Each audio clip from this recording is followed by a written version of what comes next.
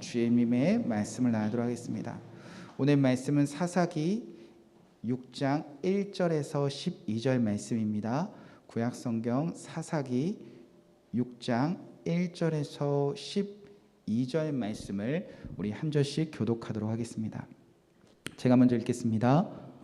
이스라엘 자손이 또 여호와의 목전에 악을 행하였으므로 여호와께서 7년 동안 그들을 미디안의 손에 넘겨주시니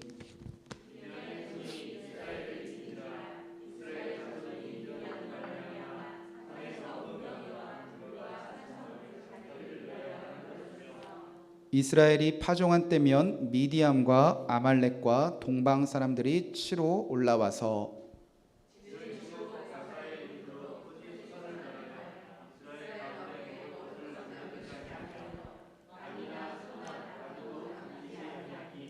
이는 그들이 그들의 짐승과 장막을 가지고 올라와 메뚜기 떼같이 많이 들어오니 그 사람과 낙타가 무수함이라 그들이 그 땅에 들어와 멸하려 하니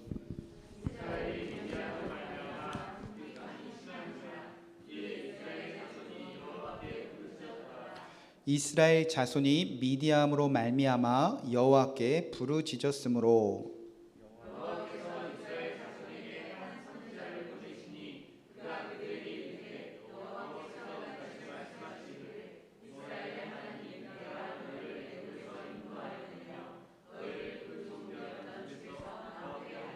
애굽 사람의 손과 너희를 학대하는 모든 자의 손에서 너희를 건져내고 그들을 너희 앞에서 쫓아내고 그 땅을 너희에게 주었으며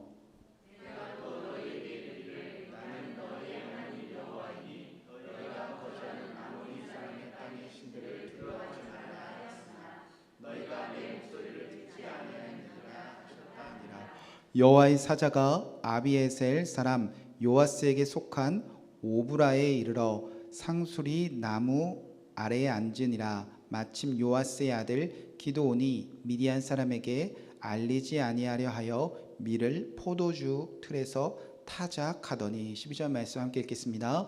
여호와의 사자가 기드온에게 나타나 이르되 큰 용사여 여호와께서 너와 함께 계시도다. 아멘. 살아계신 하나님의 말씀입니다. 자리에 앉으시기 바랍니다. 네, 오늘은 사사기 6장 1절에서 12절 그리고 크게는 사사기 6장부터 8장 기드온의 모든 스토리를 살펴보면서 기드온 큰 용사여 내가 너와 함께하리라 라는 말씀 제목으로 우리 기드온에 대해서 함께 살펴보도록 하겠습니다. 자, 여러분 정말 유명한 사사지요. 기드온 드보라와 함께 우리에게 가장 잘 알려진 사사 중에 한 명입니다. 자, 잠시만요. 네, 마이크 조절. 네, 여러분 기드온 하면 딱 떠오르시는 게 있으시죠? 맞습니다. 자, 우리가 정답처럼 알고 있는 기드온 하면 어떤 용사? 300 용사. 자, 우리가 이렇게 기억할 만큼 기드온과 또 기드온을 따랐던 300 용사의 그 전투와 그 승리가 아주 대단한 모양입니다. 그래서 여러분 교회 오랫동안 다니셨던 분을 잘 아실 거예요. 잊을만 하면 기드온의 300 용사를 보내주소서, 뭐 기드온의 300 용사 세우기 뭐 운동. 그만큼 이런 기드온과 같은 300명의 용사만 있다면 우리 교회 좀 뒤집어지겠구나, 이 나라 좀 바꿔볼 수 있겠구나, 우리의 생활이 좀 뒤집어질 수 있겠구나. 그래서 저 기드온 그리고 기드온과 함께 싸웠던 저 300명의 용사가 되기 위하여 그동안 한국 교회나 우리는 대단히 애를 써왔던 것 같습니다. 그렇게 중요한 기드온과 300명의 용사여서 그런지 여러분 그동안 사사기를 살펴본 것과 비교해 보면 이 많은 사사들의 스토리 중에서 특별히 기드온과 300명의 용사, 이 기드온에 대해서는 가장 길고 그리고 자세하게 성경에서 기록해 놓았습니다. 그만큼 이 기드온의 사건은 이 사사기 안에서도 아주 큰 비중을 차지하고 뭔가 중요한 메시지를 담고 있다는 겁니다. 그런데 이 말씀을 처음부터 여러분 곱씹어보고 잘 묵상해 보면 우리가 알고 있었던 기드온과 300명의 용사와 무언가 조금 다르고 고개를 갸웃거리게 만드는 스토리들이 있습니다. 기드온이 이런 사람이었어? 라고 물음표를 찍을 만큼 기드온은 사실 결함이 많은 사람이었습니다. 기드온의 스토리가 가장 큰 비중을 차지하는 이유는 기드온과 300명의 용사가 정말 본받을 만한 대단한 사람이어서가 아니라 어떻게 하나님이 이런 사람들 가지고 이스라엘 전체를 구원하셨지? 라는 물음표를 가질 수 있는 그런 스토리를 가지고 있었기 때문에 하나님은 이 사건에 대해서 아주 자세하게 성경에 기록해 놓으셨다는 겁니다. 기드온은 오히려 수많은 사사들 중에서 심각한 윤리적이나 그리고 하나님 보시기에도 왜 이렇게 부족하지? 라고 싶을 정도로 결함을 가지고 있는 이제 첫 번째 사사로 등장하고 있습니다. 기드온의 아버지 요아스는요, 바알 제단을 만들었던 사람이고요, 그리고 아세라 목상을 만들었던 사람입니다. 그리고 기드온은 참 두려움이 많은 사람이었습니다. 그리고 끊임없이 하나님을 원망했던 사람입니다. 그리고 기드온은 하나님이 나타나셔도 하나님을 향한 끊임없는 의심을, 그리고 그 의심 가운데 징조를 보여달라라고 하나님께 끊임없이 믿음 없음을 보였던 사람입니다. 기드온은 사사 중에 특별히 이스라엘 백성을 구원한 것이 아니라 이스라엘 백성을 칼로 쳐 죽였던 첫 번째 사사입니다.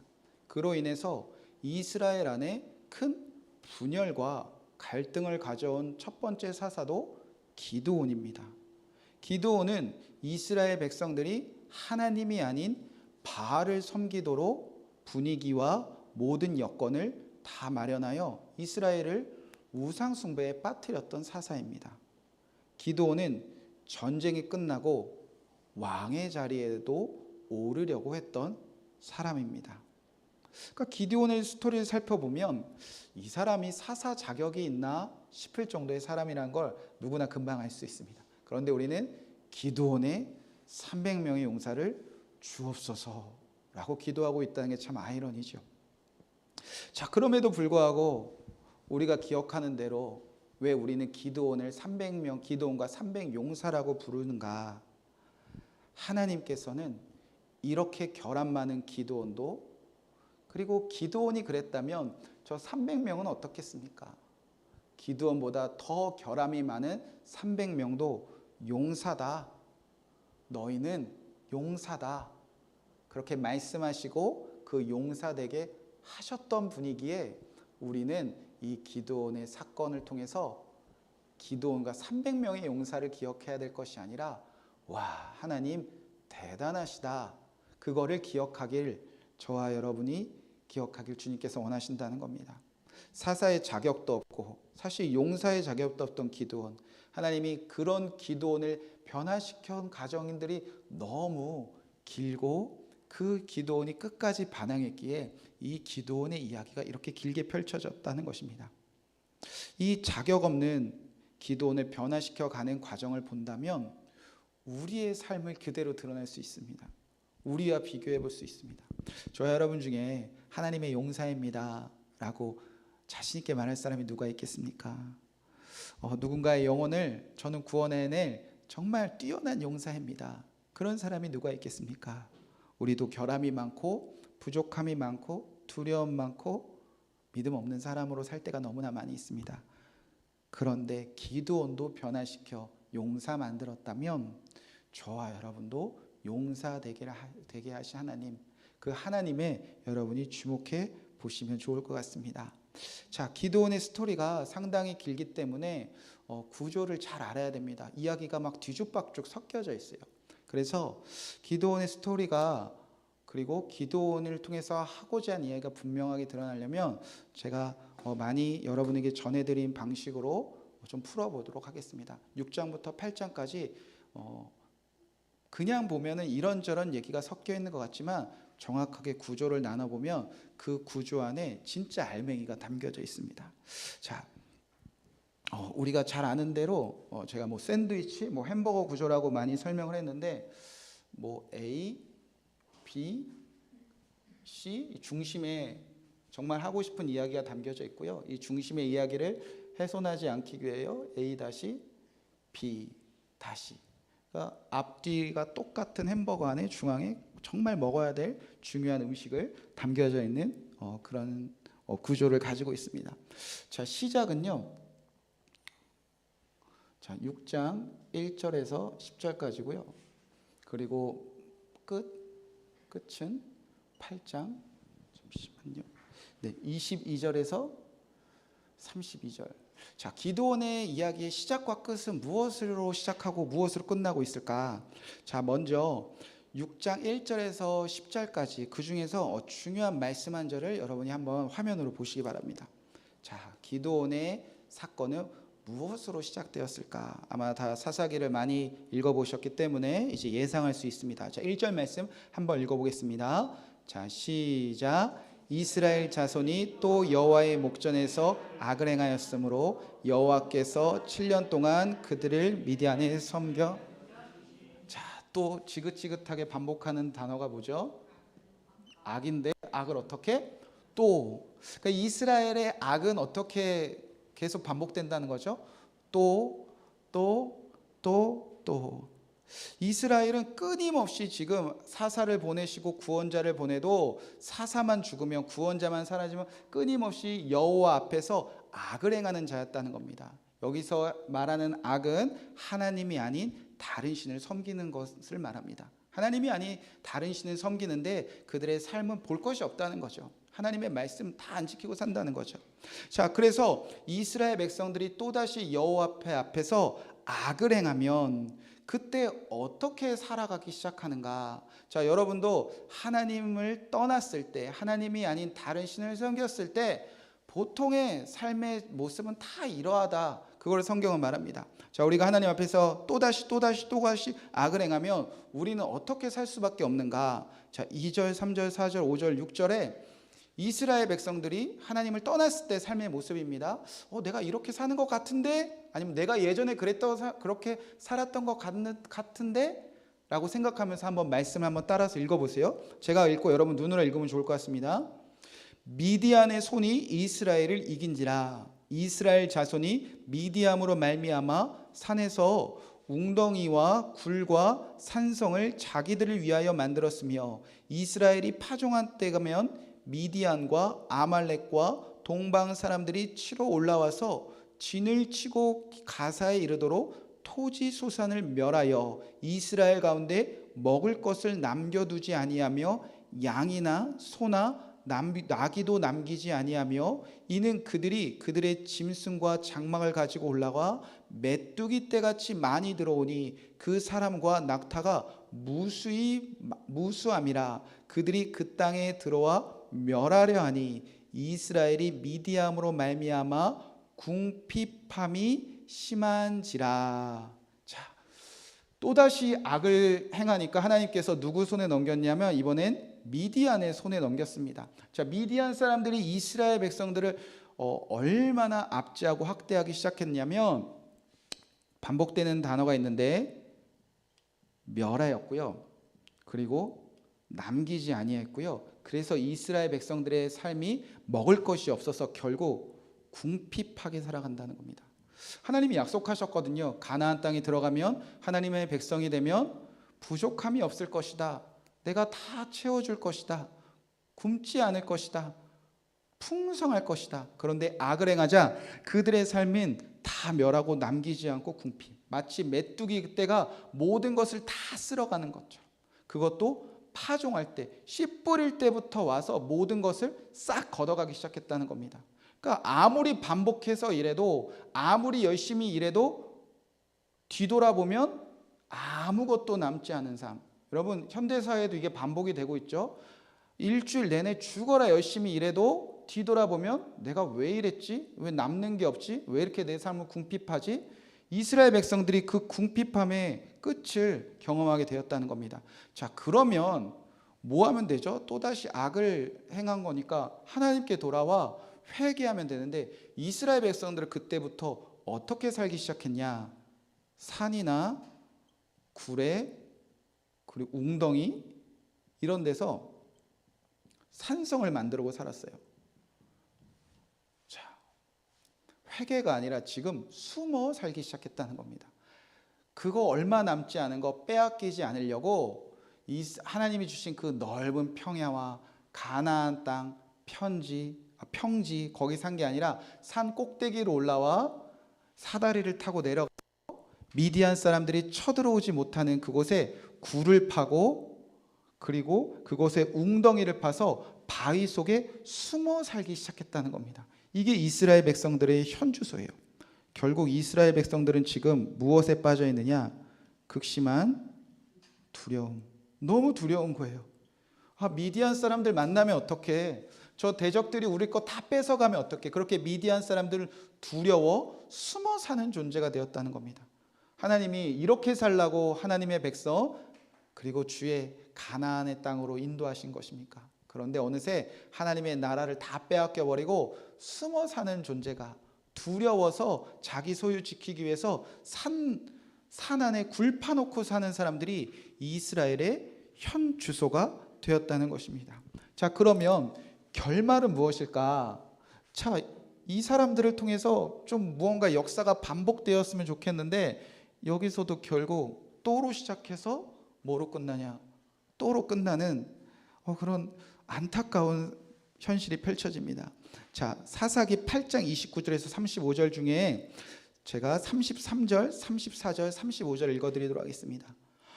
기드온이 이미 죽음에 이스라엘 자손이 돌아서서 바알들을 따라 음행하였으며 또 바알불일이 자기들의 신으로 삼고 이스라엘 자손이 주위의 모든 원수들의 손에서 자기들을 건져내신 여호와 자기들의 하나님을 기억하지 아니하며 또 여룻바알이라 하는 기드온이 이스라엘에 베푼 모든 은혜를 따라 그의 집을 후대하지도 아니하였더라. 자, 이제는 악을 행하는데 정확하게 표현합니다. 누구를 섬긴다는 거죠? 바알을 섬기는 자들로.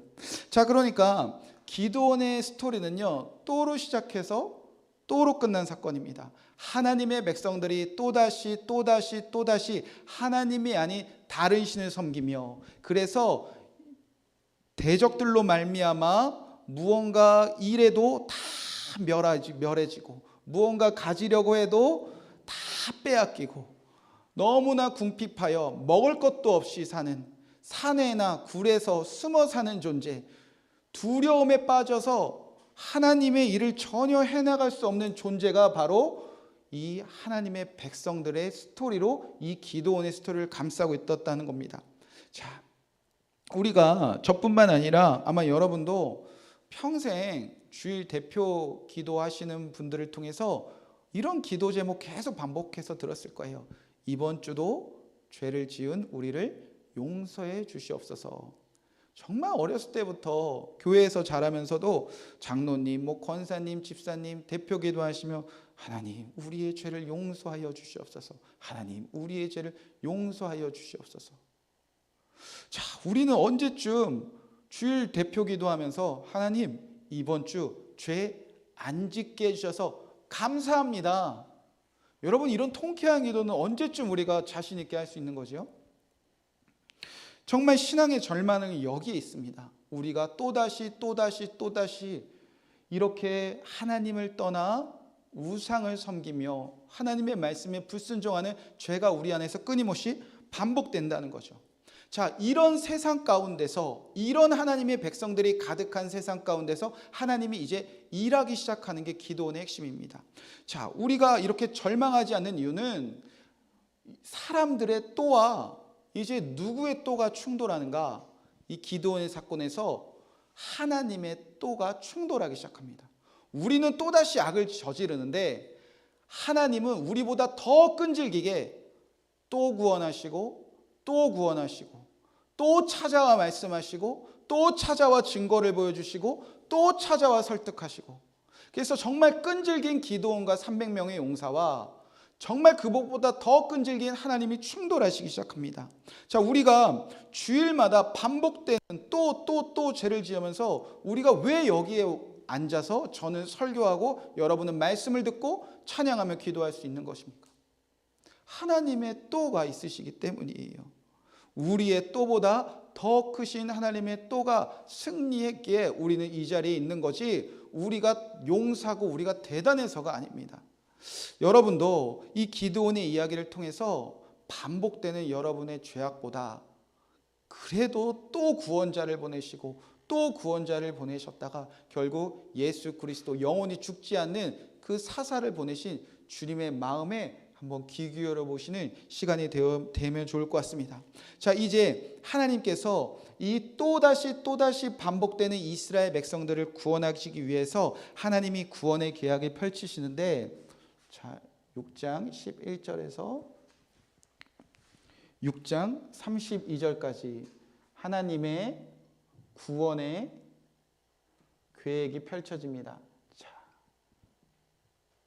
자, 어떤 방법으로 하나님께서 구원의 계획을 가르쳐 주시냐면 두 제단 사건이 펼쳐져요. 첫 번째 제단, 두 번째 제단 사건이 이 기드온의 사건에서 펼쳐집니다. 여러분, 하나님께서 이스라엘 백성을 구원하시기 위해서 이제 누구를 보내시겠죠? 사사.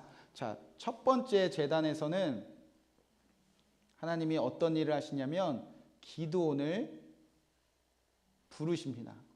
첫 번째 제단에서. 자, 그때 기드온은 어떤 모습으로 살고 있었길래 하나님이 저 기드온을 불러야겠다라고 작정하셨을까? 자, 첫 번째 기드온을 부르실 때 기드온의 모습입니다. 자, 6장 11절 말씀을 한번 찾아서 읽어보시면서 집중해 보시면 좋을 것 같습니다. 자, 한번 읽어보겠습니다. 자, 시작. 여호와의 사자가 아비에셀 사람 요아스에 속한 오브라에 이르러 상수리 나무 아래에 앉아 마침 요아스의 아들 기드온이 미디온 사람에게 알리지 아니하려 하여 밀을 포도주에서 타작하더니. 자, 이 기드온이라는 사람은 지금 뭐 하고 있었냐면 밀을 어디에서? 포도주 틀. 여러분, 밀 타작해 보신 분들 계십니까? 없으시겠죠? 제가 시골에서 목회할 때 재미난 일이 있었어요. 누가 저희 앞집사는 집사님이 주일 예배에 안 오신 거예요. 그래서 왜 안 오셨지라고 궁금해서 이제 뭐 동네가 뻔하니까 교회 집사님들 권사님들한테 물어서 아무개 집사님은 왜 안 오셨죠? 라고 물어봤더니 뭐라고 말씀하시냐면 깨 털고 있어요, 이렇게 얘기하시더라고요. 깨 털고 있다고. 그러니까 저희 교회 마을 사는 모든 성도님들은 그 집사님의 가정이 오늘 깨 털고 있다는 걸 알고 계셨어요.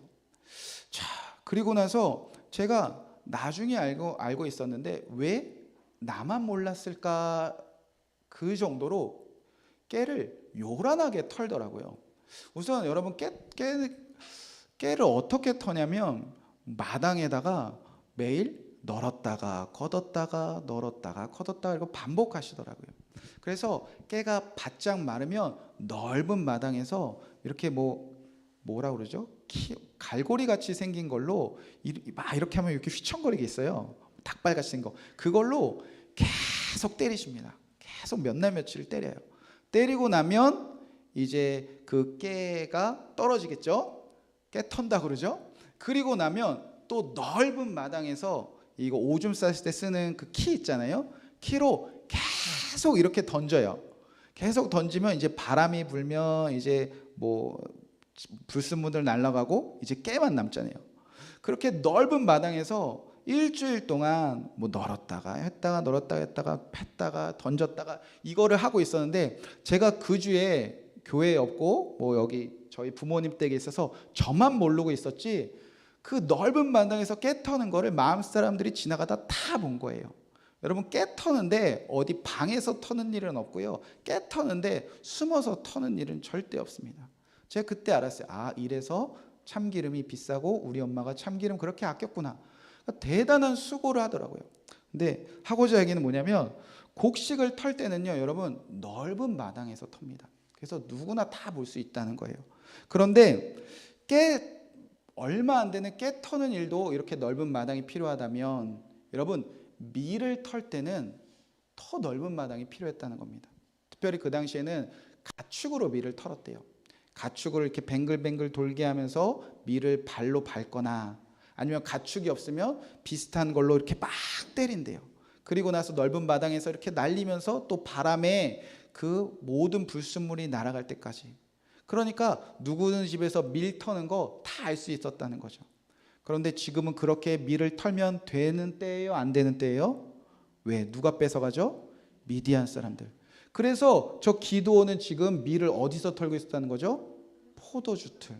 저는 포도주 틀은 본 적이 없는데 제가 성경을 보면서 또 자료들을 찾아보니까 이렇게 산이나 그리고 바위에 이렇게 계단식으로 굴을 파러 들어가더라고요. 그래서 그 안에다가 포도주를 짜는 틀을 놓고, 그러니까 이렇게 계단식으로 흘러가게 해서 거기다 포도주를 모은대요. 자, 그러니까 우리가 기드온 하면 용사라고 하는데 기드온은 지금 밀을 포도주 틀에 털었다면 기드온이라는 그 사사야말로 어떤 사람이죠? 두려움이 가득한 사람 중에 대표적인 사람이 누구였냐? 기드온이었다는 겁니다. 미디안 사람들에게 알리려 하지 않으려고 밀을 포도주에 털었더라. 그러니까 기드온은 특별한 사람 아니었다는 거예요. 기드온도 또다시 악을 행하고 또다시 악을 행하여 미디안 사람들에게 멸함당하고 남기지 않고 궁핍해서 배고파서 극심한 두려움 속에 산속에서 굴 파고 살았던 사람이 누구였냐면 기드온이었다는 겁니다.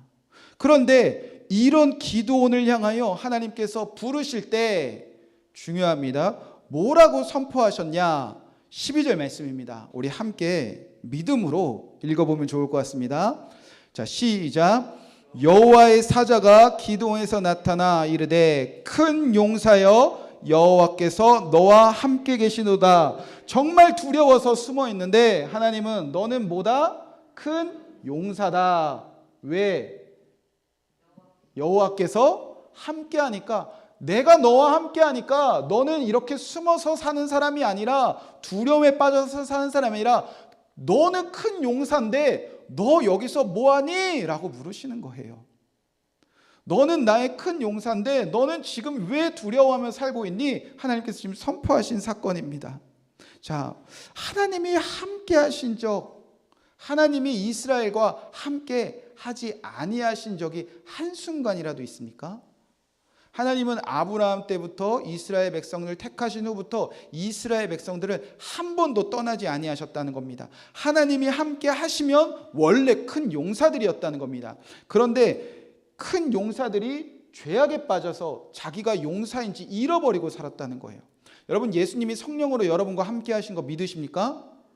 여러분의 남편, 여러분의 자녀, 여러분의 식구들, 성도들, 여러분이 예수님 믿는 순간 여러분의 모든 삶의 주변 사람들을 주님이 주목하고 함께 하시는 분이십니다. 그러면 여러분, 여러분의 눈에는 별 볼 일 없네, 쟤는 왜 저렇게 살아, 왜 내 마음에 안 들어, 우리의 눈으로는 그렇게 보이지만 하나님은 보셨다는 거예요. 아, 얘 큰 용사인데, 얘 큰 용사인데 지금 왜 이러고 있지? 여러분, 옆에 계신 가족분이나 옆에 계신 성도님들에게 한번 이렇게 한번 말씀 한번 전해보세요. 어머, 큰 용사셨네요. 한번 시작. 웃을 이야기가 아니에요. 하나님은 심각하게 얘기하신 거예요. 용사들이 왜 이러고 살아? 내가 너와 함께 하는데. 하나님은 우리를 처음부터 용사를 부르셨습니다. 그런데 이제 두려워했던 이제 기드온이 막 따져요. 하나님이 나와 함께 하시면 내가 왜 이 모양 이 꼴로 살아요? 하나님이 나와 함께 하시면 왜 우리가 이런 어려움을 당해요? 그리고 나서 물어봅니다. 하나님, 징표 하나 보여주세요. 하나님, 나 떠나지 않는다는 징표 하나 보여주세요. 제가 빨리 집에 가서 예물을 가져와서 제단에서 예물을 드릴 때까지 하나님 기다려주세요. 이 정도 징표만 보여줘도 좋을 정도로 기도원은 지금 두려워했다는 겁니다. 그래서 집에 빨리 가서 예물을 가지고 돌아오는 길에 에이, 하나님 또 떠났겠지. 그러니까 하나님 나와 함께 하지 않으니까 내가 이렇게 살겠지. 돌아오니까 하나님이 기다리십니다. 그리고 기도원이 드린 제단, 그 첫 번째 제단의 예물을 다 불로 태우십니다. 난 너와 함께 할 거야. 넌 용사로 될 거야. 자, 그리고 나서 두 번째 제단 사건이 펼쳐지는데, 자, 첫 번째 제단, 자, 이번에 두 번째 제단. 이 두 번째 제단은 어떤 제단이냐면, 자, 아버지가 뭐 했던 사람이라고요? 요아스가 바알을 섬기는 사람, 바알 제단 쌓는 사람, 이 제단을 허물게 하십니다. 기도원을 통해서. 그래서 하나님이 명령하셔요. 자, 그 명령을 한번 살펴보겠습니다. 6장 25절 말씀부터.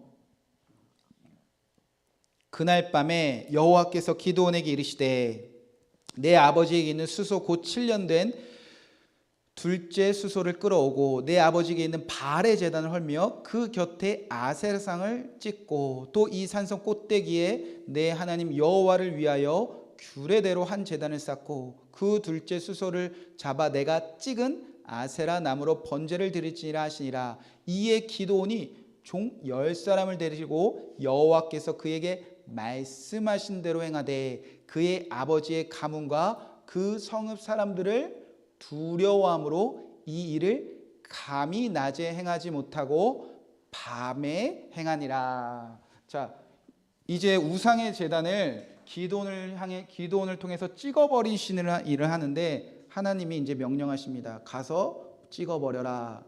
가서 없애버려라. 명령하셔요. 자, 그러자 기드온이 순종을 합니다. 하나님이 말씀하시는 대로 하되 무언가 부족하다는 거예요. 언제 하죠? 밤에. 왜? 두려워서.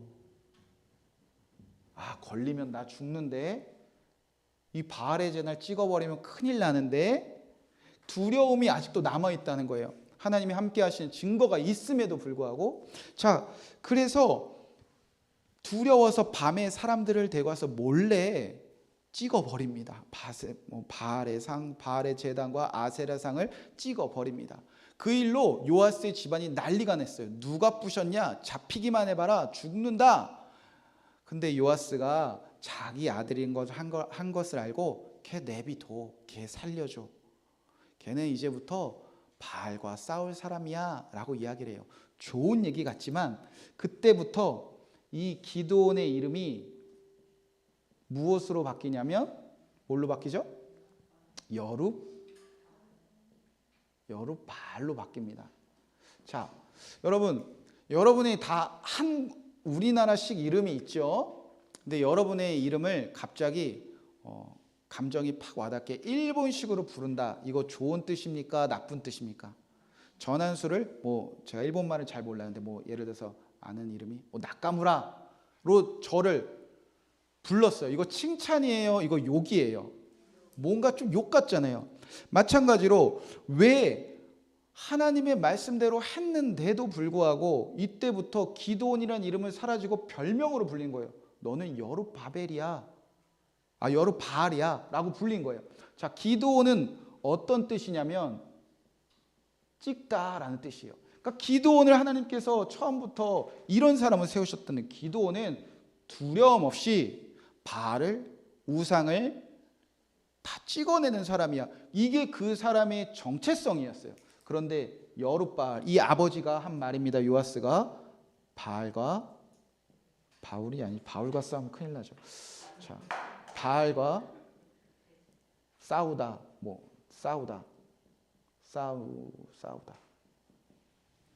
여러분, 바알과 싸우는 사람 좋은 뜻 같지만 기드온의 정체성이 바뀌었다는 겁니다. 바알하면 당연히 찍어내야 될 사람이 이제 바알을 섬길지 안 섬길지 그 내면에 끊임없이 싸우는 사람으로 정체성이 바뀌게 되었다는 겁니다. 이런 기도원 가지고 어떻게 하나님께서 승리하게 하셨을까? 자, 이제 하나님이 구원 계획이 두 재단으로 펼쳐졌다면 하나님의 전쟁도 7장 19절에서 8장 21절까지 하나님의 이제 구원의 계획, 전쟁도 똑같이 두 전쟁으로 펼쳐져요. 자, 첫 번째 전쟁은 요단강 서편에서 전쟁, 두 번째 전쟁은 요단강 동편에서 전쟁. 자, 하나님께서 이런 사람과 비슷한 300명의 용사로 어떻게 싸우셨는가? 자, 첫 번째 요단강 서편의 전쟁입니다.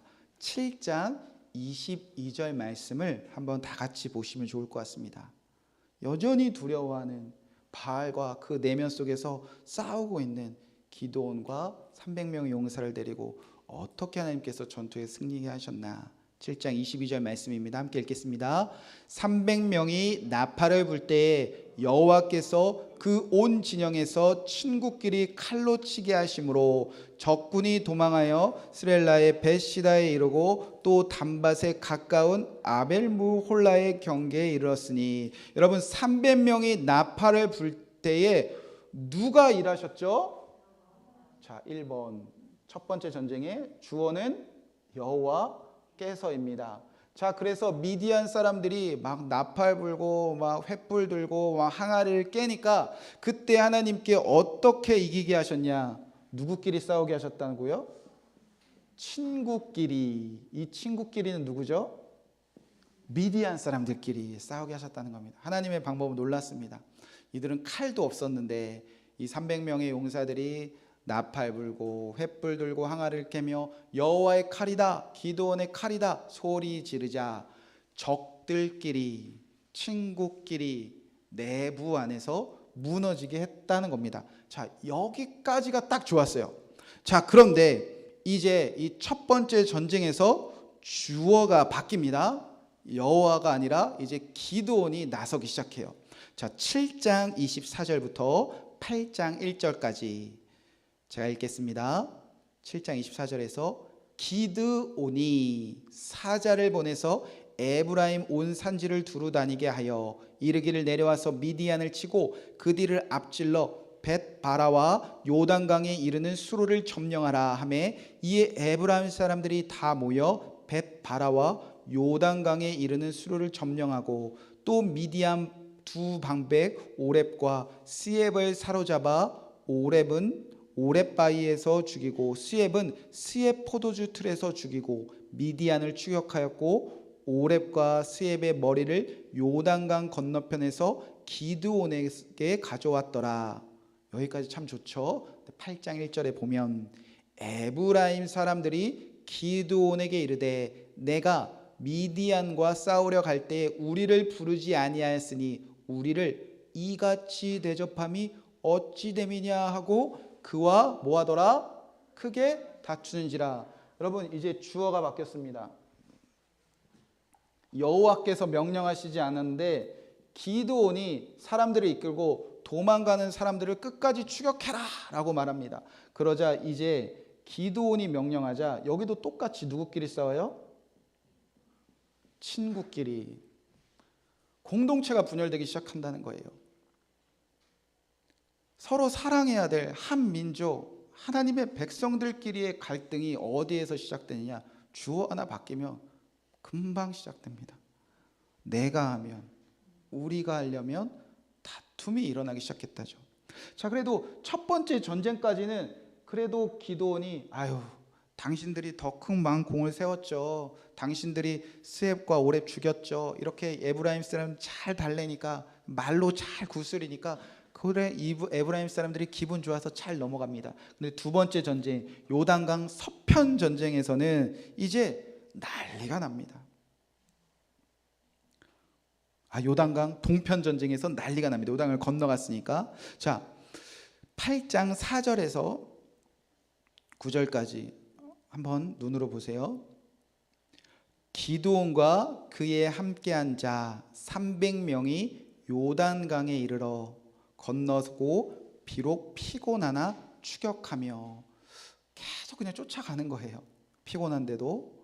5절 말씀, 그가 숙곡 사람들에게 이르되 나를 따른 백성이 피곤하니 청하건대 그들에게 떡덩이를 주라. 나는 미디안의 왕들인 세바와 살문나의 뒤를 추격하고 있노라 하니 숙곡의 방백들이 이르되 세바와 살문나의 손이 지금 내 손에 있다는 거냐? 어찌 우리가 내 군대에게 떡을 주겠느냐 하는지라. 기드온이 이르되 그러면 여호와께서 세바와 살문나를 내 손에 넘겨주신 후에 내가 들가시와 찔레로 너희 살을 찢으리라 하고 거기서 분우엘로 올라가서 그들에게도 그같이 구한즉 분우엘 사람들의 대답도 숙곡 사람들의 대답과 같은지라. 기드온이 또 분우엘 사람들에게 말하여 이르되 내가 평안히 돌아올 때에 이 망대를 헐리라. 자, 기드온과 그리고 용사들이 뭐 하는데도 피곤한데도 계속 추격을 해요. 자, 하나님이 명령하시 않은 일입니다. 여러분 피곤하면 뭐 해야 되죠? 쉬어야 돼요. 피곤하면 쉬십시오. 여러분 근데 여호와께서 이끄시는 일에는 피곤함이 없습니다. 뭐 비록 육체적인 피곤함이 있겠지만 영적이거나 우리 마음의 피곤함은 느낄 수가 없습니다. 기쁨과 감사와 평안이 넘치겠지요. 그런데 기드온이 이끄는 일이니까 기드온과 함께하는 똑같은 300명이 추격하는 일이니까 피곤하기 시작해요. 피곤하면 멈춰야 되지 않습니까? 여러분 우리들의 열심은 항상 피곤함을 유발합니다. 여러분 혹시 뭐 교회라다가 피곤하다? 그럼 쉬세요. 교회라다 피곤하다? 이거 목사님이 시키는 일이다 하지 마세요. 교회에서 피곤하다? 좀 그냥 쉬시고 내가 하는 일인지 교회가 좋아해서 하는 일인지 목사가 좋아해서 하는 일인지 한번 기다려 보시고 주께 한번 물어보시고 좀 쉬시는 것도 좋은 방법입니다. 그런데 피곤한데도 계속 자기들이 이 전쟁을 이끌고 가요. 그러다가 피곤에 지쳐서 배가 고파서 숙곡 사람들 그리고 분우엘 사람들, 같은 민족입니다. 특별히 분우엘은 여러분 잘 아는 분이엘 사람들이에요. 자, 그들에게 우리가 지금 전쟁 중에 있으니까 미디안 왕들을 쫓고 있으니까 떡 좀 달라. 떡 좀 주면 되는데 얘네들이 싫어요 라고 그래요. 왜냐하면 얘네들은 지금 바알을 섬기는 악을 행하는 사람들이니까. 우리가 너네 좋아줬다가 미디안 사람들한테 죽으면 어떡해? 싫어요 라고 말해요. 그러면 기드온도 에브라임 사람들 설득했던 것처럼 친구들과 공동체와 싸우지 않으려면 잘 설명해 주면 될 텐데, 그래? 그러면 내가 여호와께서 이 전쟁 승리하고 오면 너네 다 죽일 거야. 근데 어떻게? 들가시와 찔레로 너네 찔러 다 죽여버릴 거야. 그리고 분이엘 사람들에게 너네 나 안 도와줘? 너네 망대 다 허물어 버릴 거야. 여러분 칼로 쳐 죽이는 게 나을 것 같아요. 가시나 찔레로 사람을 죽이려면 도대체 얼마나 찔러야 되며 얼마의 시간 동안 괴롭혀야 되는 거죠. 그러니까 사사의 입에서, 구원자의 입에서 같은 공동체를 향하여 최악의 저주를 퍼붓는 겁니다. 내가 너네 가장 괴롭게 죽일 거야. 그리고 실제로 두 왕을 죽이고 와서 사사가, 구원자라는 사람이 이 숙곡과 요즘 말로 분이엘 사람들을 죽이고 그들의 망대를 다 허뭅니다. 여러분 우리가 기드온 300용사 알고 있었던 그 사람들이 한 일이에요. 자, 그리고 나서 더 끔찍한 거, 왜 이런 끔찍한 일을 벌어졌는지 그 죽어가는 미디안 왕들에게서 이스라엘의 현주소를 듣습니다. 우리는 왜 이렇게 공동체와 싸우고 있는지, 가족들과 싸우고 있는지, 속해 식구끼리 싸우고 있는지, 교회에서 왜 이렇게 싸우고 있는지. 자, 이제 기드온이 이 세바와 살문나를 죽을 때 너네가 다볼에서 괴롭힌, 다볼에서 죽인 우리 형제들의 모습을 기억하느냐? 라고 물어요. 그랬더니 이들이 이렇게 대답합니다. 사사기 8장 18절 말씀입니다. 이에 그가 세바와 살문나에게 말하되 너희가 다볼에서 죽인 자들은 어떠한 사람이더냐 하니 대답하되 그들이 너와 같아서 하나같이 왕자들의 모습 같더라 하니라. 자, 기드온이 이 이방 미디안 왕들에게 한마디를 듣습니다.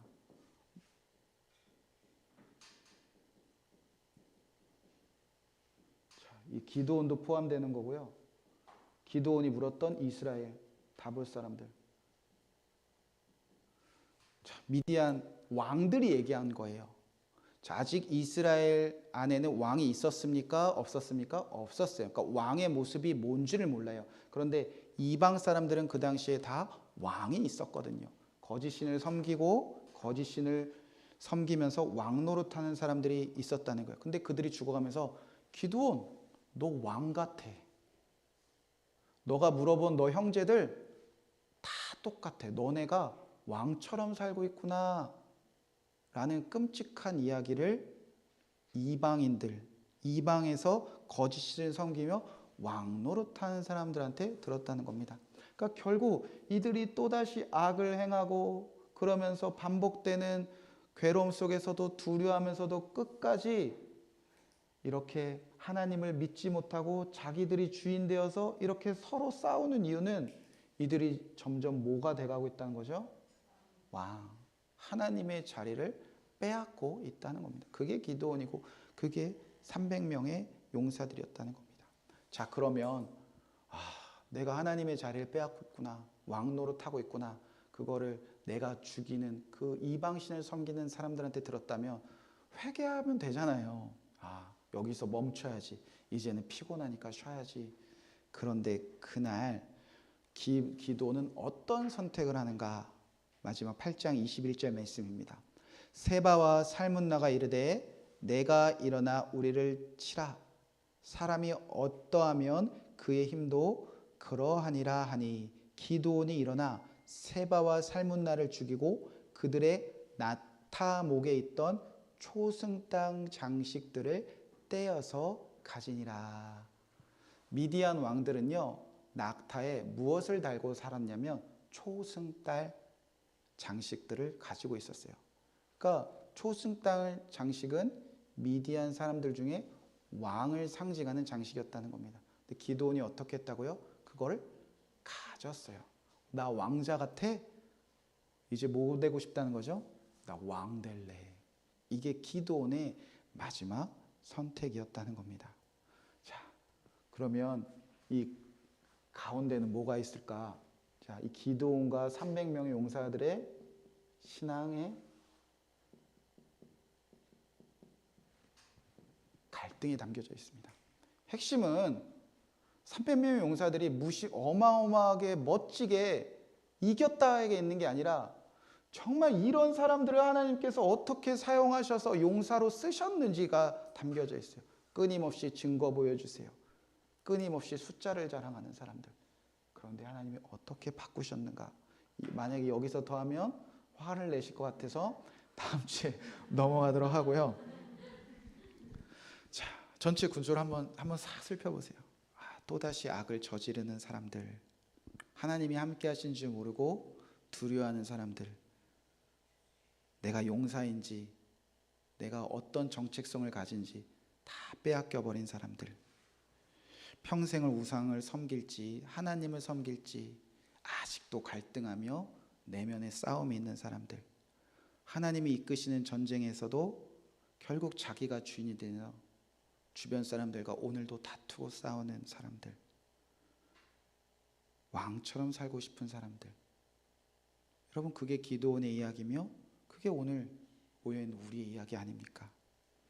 그런데 하나님은 소망을 말씀하셨습니다. 큰 용사여, 큰 용사여. 하나님은 우리에게 너 왜 그래? 라고 말씀하신 적이 없다. 너 큰 용사야. 왜? 내가 너와 함께 하니까.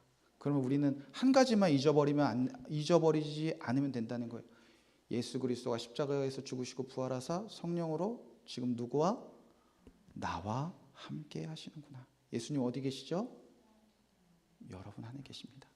그 믿음이 이러한 모든 거 다 지워버리고 여러분이 기억했던 거, 기드온과 300명의 용사, 그를 사용하신 주님만 남게 하시는 것입니다.